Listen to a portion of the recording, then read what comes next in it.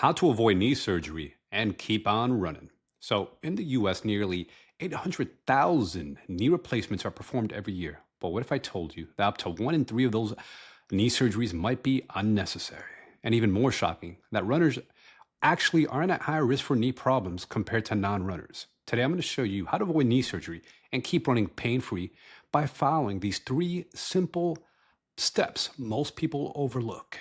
And if you guys who don't know who I am, my name is Dr. Ray Peralta. I'm a physical therapist and run coach, and I've been in the field for almost 10 years helping people rehab from injuries, get back to running pain-free, and achieving their dream races, whether they run their first 5K or do the marathon.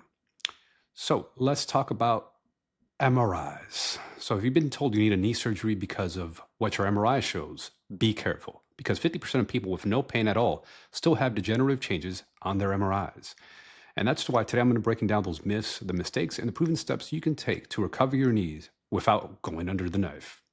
So the truth about knee surgery and MRIs. Many people rush into surgery after getting an MRI, right? You go to your doctor. But MRIs don't always tell the full story. See, studies show that experts often disagree on MRI interpretations, and surgeons sometimes find that what they see in surgery doesn't even match what the MRI showed. Plus, surgeries like meniscus repairs actually increase your future risk for knee replacements by 30%. And not to mention, knee surgery has a 30% failure rate, depending on the procedure. That's why global medical guidelines all recommend avoid knee surgery if possible. Instead, you need a smarter plan built around these 3 key steps. So, step number 1, proper knee strength and mobility. See, the number one reason people develop knee pain. There's different factors, of course, but knee strength and mobility is one of the factors why they don't recover from their knee pain or their injury. And even if you have what people say is arthritis or bone on bone, you can still recover from that as well. And maybe you've tried physical therapy and people go say, oh, but physical therapy didn't work for me. And why does physical therapy not work for some people? Inconsistencies, most likely thing. And it's something I've seen myself as a physical therapist, right? They'll come into the clinic and they'll partially do some of the exercise, but they're not consistent enough to actually get the results. So then they say that physical therapy failed them. So it's not just enough to just do your home exercise, do your stretch once or twice a week. No, you need to do daily mobility work. So it's going to depend on the type of stretch you have to do because different knee problems have different knee stretches or exercise they need to do. But as a general rule, you need to do mobility work daily. Think 10 to 20 minutes a day. So whether it's specific to the knee itself, or sometimes you have to go above and below. For example, look at the hips and ankles, working on mobility up there because you have to go up and down the chain oftentimes. Doing that daily is actually going to be better than just doing a 30-second quad stretch and then just forgetting about it. So think about 3 minutes per area, right? So you might spend 3 minutes on the knee, 3 minutes on the ankle, 3 minutes on the hip, right? So now you're looking at almost 10 minutes of stretching that you just spent. And then you may have to repeat that another time. So you might have to do a morning session and an evening session. But many people don't want to commit to that work. And then they think, oh, I'm just going to jump to surgery because that's just too much work for me. But knee surgery can often fail you. And now you're jumping under a surgery. And then you're going to have to do rehab anyways after you do the surgery. So why don't you just do the rehab the right way before you get the surgery so you could avoid surgery altogether? And another thing is strength. Many people with knee pain, and even though they may run, they're like, oh, but running's enough exercise to strengthen my legs. No, it's not. Running is cardiovascular exercise, and it gives you some endurance, but it doesn't really strengthen your legs the same way that proper strength training does. So many times runners with knee pain who are considering surgery don't do enough strength training. So forget about thinking air squats, right? Like, oh, I just do body weight squats. I do strength training. No, it's not. That's not enough of stimulus. Unless you're very deconditioned, like you're 90 years old and you get barely out of a chair, you're going to have to do true, real strength training. That means pushing yourself to a point of momentary muscular fatigue. That means weights that are heavy enough to fatigue you within 8 to 12 reps. Train at least 2 times per week for maintenance. But when you're dealing with knee pain or even considering knee surgery, you may have to bump that up to 3 to 4 times per week, right?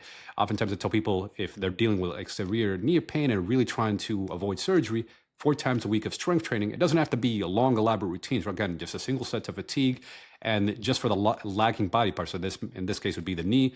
And so you're rehabbing a knee injury. You might have to do, for example, one day do like squats to momentary fatigue. Another day do step downs. Another day do leg press. Another day do leg extensions. But it has to be heavy enough to actually fatigue the leg and take it to a point of momentary muscular failure. You just can't go super lightweight and think, oh, that's strength training. And then you're not going to get the benefits of strength training, right? Because strength training is really going to help you rebuild the tissues around it and act like a cushion to actually start decreasing the pain. Even if you had bone on bone knee arthritis, I've actually helped athletes get rid of pain, even though their x-rays showed bone on bone arthritis, by doing proper strength training and mobility work, and they're able to avoid surgery. So it's totally possible, but you have to put in the work and commit to both the strength and mobility training.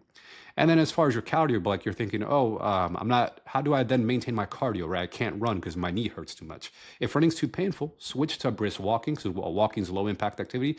Or even if walking's too painful for you, you could also do cycling or swimming or even using an elliptical machine. I find most people at the very least have access to a bike that you could use. You may have to adjust the seat height. If it hurts to bend your knee, you may have to adjust the seat so it's not causing too much knee bending. But regardless, you can still do some cross training to maintain your cardio fitness, because cardio is still very important, especially if you want to get back to running. You want to have some endurance, cardio, aerobic benefit in your body, and cross training is a good option for that.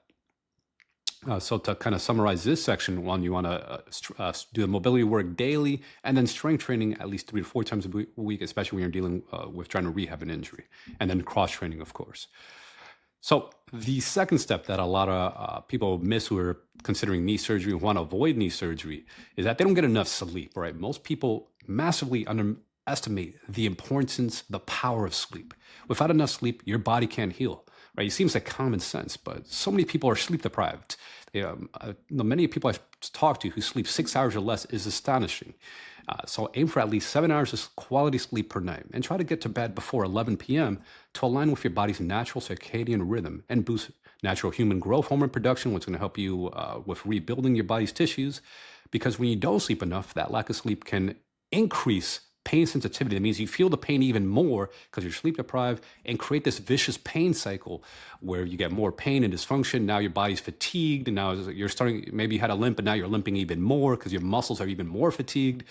And then people say, oh, you don't get it. I'm very busy. I work, I have family. But oftentimes these are just excuses, because people are often just wasting time doom scrolling on their phone before they go to bed. Maybe they're watching TV with their partner or their spouse. Just cut that stuff out. Like an hour before you go to bed, turn off the TV, electronics, because those things are robbing you of the full recovery, and the recovery that your body and your knees need to properly heal and rebuild, right? Because if you're not sleeping enough, and then you keep compounding sleep deprivation, guess what? Even if you got the knee surgery, you're going to have an improper recovery from the knee surgery, because now you're just not resting enough, and you're still in this constant state of sleep deprivation. And I've actually worked with people who had persistent pain even after knee surgery. They say, oh, the knee surgery failed me, but it's also going back to their lifestyle choices where they're not giving their body enough time to proper recovery. And you can avoid this knee surgery altogether, one, by doing the exercise we talked about before, plus making sure you're sleeping enough so you could actually recover properly. The next step that a lot of people miss when it comes to healing from a knee injury and trying to avoid surgery is eating proper foods, right? And oftentimes people know that eating healthy is important, but they don't realize how important it can be, right? Nutrition is your secret weapon for faster recovery. If you're constantly eating junk food, processed foods, refined carbs, excessive sugars, you're feeding inflammation. And many people think, but wait, no, I don't eat that much junk food, but they don't realize that they're eating processed, refined carbs, right? Eating pastas and bagels, right? Even though technically, if you're healthy and you're running a marathon, they're not the worst foods in the world. But if you're injured, you're not doing stuff to like really justify burning those calories off. Because again, when you're injured, one, you're not running. You're typically not training for a marathon when you're dealing with severe knee pain, right? You're barely able to run. And then what happens when you keep eating more carbs than what your body can actually process and use is going to lead to weight gain, and all that extra weight, extra stress on your knees and your body.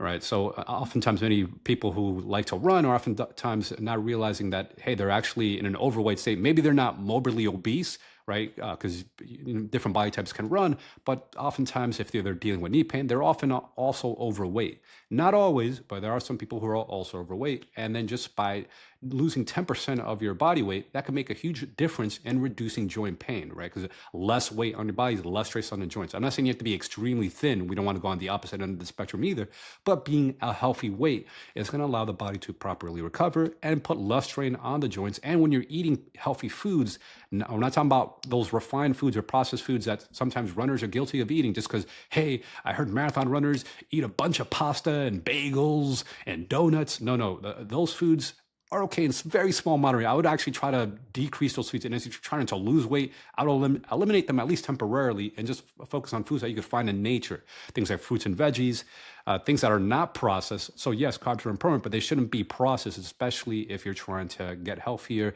decrease inflammation on your body, and allow your body to recover and lose weight. And don't forget about protein. And I'm talking about lean protein. I'm not talking about getting fried chicken wings and cheeseburgers. No, it should be, again, lean proteins. I think things that are found in nature.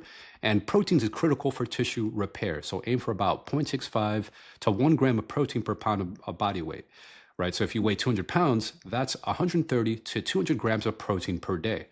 Because proteins can be very important so your body could rebuild and help your muscles rebuild. So let's say you're doing the strength training, you're not getting enough protein. You're not going to fuel yourself enough, and you're like, man, why am I not getting any stronger despite doing the strength training? It's because you're not getting enough protein. Or why am I not recovering from this injury besides doing the exercise? Because again, you're not having the building blocks to allow your body to rebuild the tissues around your knee. So prioritize lean meats, fish, eggs, dairy, and quality plant-based proteins such as lentils, edamame, tofu to help your body refuel and help you fuel your recovery. So that way you can avoid knee surgery and be healthy. So in conclusion, you want to make sure that you're doing proper exercise so your body can actually get stronger and more mobile, especially around your knee. So oftentimes this means strengthening the muscles such as your quadriceps, your hamstrings, your glutes, all these muscles that kind of support your knee. Make sure that the knee joint itself, you're able to have full extension, full flexion, full mobility in both directions, that you're getting enough sleep, and that you're eating healthy foods. You're fueling your body properly, right? Don't fall into the trap, that I'm going to eat all the carbs because I used to run and runners need carbs. Yes, you need carbs, but it shouldn't be processed, refined stuff that leads to inflammation on the body and keeps you overweight. And if you need to lose weight, then eliminating those foods so you actually lose weight. And remember, just even 10% reduction in body weight can help take a lot of stress off your body, and especially all around your knee joints, you could avoid knee surgery. So if you do those 3 steps I talk about the right way, you stay consistent, right, following this for at least 3 months, you could find that oftentimes you're able to rehab enough, strengthen your knee enough that you could get back to just avoiding knee surgery altogether, and then you could get back to a running program. But make sure when you transition to the run program, you are able to walk comfortably for at least an hour, that you could do a comfortable walk. You're not limping, your knee's not killing you. And then you could do a run walk program, and then you could do a continuous traditional run program. So most people can actually go back to full running within 4 months or so, depending on the severity of knee injury. Some people could get back at 3 months. But overall, most people can properly rehab and strengthen their knee within 3 months if they do these things and avoid knee surgery. So if you want more help on rebuilding your knees and staying healthy for long-term health, check out my free training. I'll link below. Let's keep you running stronger for longer and avoid surgeries.